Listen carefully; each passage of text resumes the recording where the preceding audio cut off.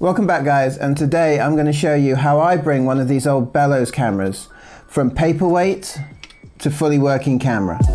So I guess the first question is, why would anyone turn a 120-year-old camera from ornaments back to actual camera? Well, I found these really interesting as an antidote to the digital photography that we have around us. And sometimes it's quite nice to do something which isn't so perfect. And because it's not perfect, each one of these cameras has its own feel and its own soul. Some people could say it was a lens to the past, but you can get some really interesting results with these uncoated and certainly unperfect lenses. The first thing that I do when I'm thinking about using a camera is I have a really good look at it. I want to start with a camera which is mechanically still sound. If I start with a camera which has got a broken shutter, it could be as simple as a little bit of lighter fluid just to ease everything up, or it could be a massive headache like fixing a watch. So I want to start with a camera that works. So I bought this camera on eBay under the pretense that the aperture and the shutter worked as it should. And it's quite apparent from this that some people don't actually know what they look like when they work. So this one, you can compress the shutter and it makes a noise that the shutter is not activating the blades in front of the lens. The other thing that you can see here is as you move the iris, nothing is happening. Even though the lever's working, it's not actually affecting what's going on in the front of the camera. So this would not be a good goer. So with this particular camera, it looks quite nice. The bellows are in quite good condition.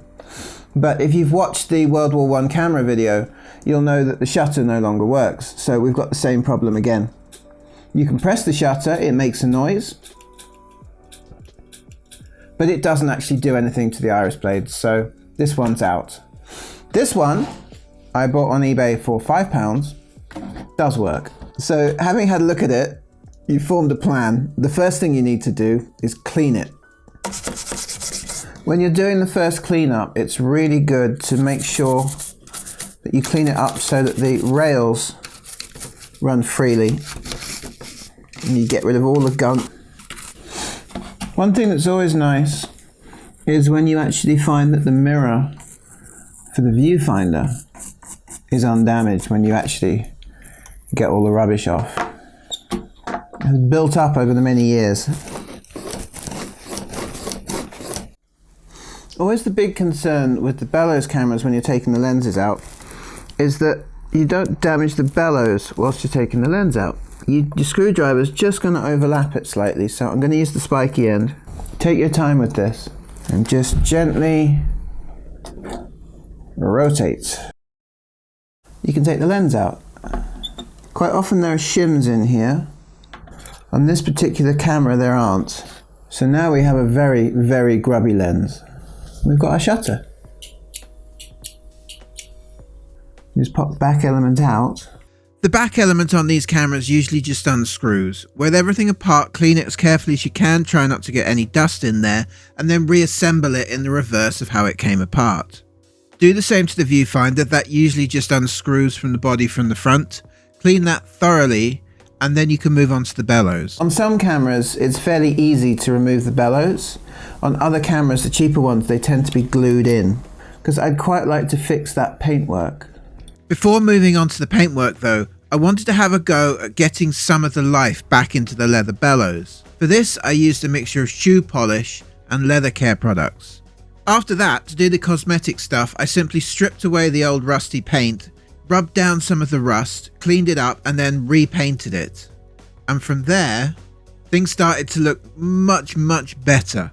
Of course, you don't have to do any cosmetic work. By the time you've cleaned it up, you can just say that you have a very original piece. But for me, I just want it to look good. The red window was also missing from the back, so I just replaced that with a bit of red gel. At this point, the camera's looking really good and it's almost ready to go, except for one big thing that we need to sort out, and that is we need to know our bellows don't leak, and if they do leak, we need to know how to repair them. So the first thing you need to do is find out whether they leak. And you take a torch and just run the torch up the inside of the bellows, and you will see, especially on bellows that are this old, probably a number of very, very small pinholes. and they'll usually be in the corners where it has to fold in sort of 3 dimensions. And these bellows are in remarkable shape for their age. So you can fix it a number of different ways. There are pre-made goos and things available for a premium. There is this stuff which I swear by if I'm going to do a quick and dirty job on some bellows, which is Tessa tape. It's cloth wiring loom tape. You can buy it on Amazon. I'll stick a link in. And once it's stuck to something, it never wants to come off, especially a fabric. It's opaque and it can bend with the bellows. So a little bit of this on your bellows, if you've got a rip or something like that, will sort you right out. But these are tiny little pinholes. So we're going to make up our own gunk. We're using a black fabric paint and we're using some Elmer's school glue. Elmer's school glue makes really good slime. Unlike PVA, it stays flexible. You could potentially use silicone seal, but I've not done that. So I'm just going to mix up a bit of basically flexi PVA and black fabric goo.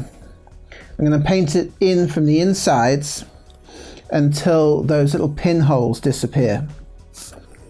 A 3-year-old can get this open, but I can't. Just on the inside of the bellows, where you're seeing the problems. Once you're happy that you have a camera with a working shutter and iris and that is light tight, you can just go shoot. But if you still want to check your camera out further, you can check the focus with a roll of trace in place of the film. You can even check the shutter speeds with a mobile phone app, or in my case, I'm using an oscilloscope, just to make sure that the shutter speeds are as they should be. After that, the only thing left to do is put a roll of film through it. It's dawn on the east coast of Mallorca, and I'm whispering because there's a group of people have gathered here in silence to watch the sunrise. I've come here to watch the sunrise and to take some pictures with this old Kodak and give it a proper go.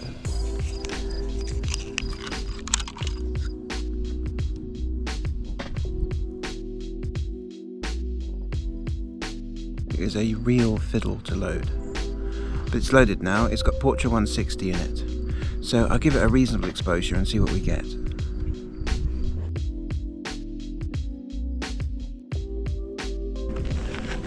The sun's come up just enough now where it would probably be spiking this lens, so the lens would start to flare quite badly, so I'm probably going to have to stop taking pictures now.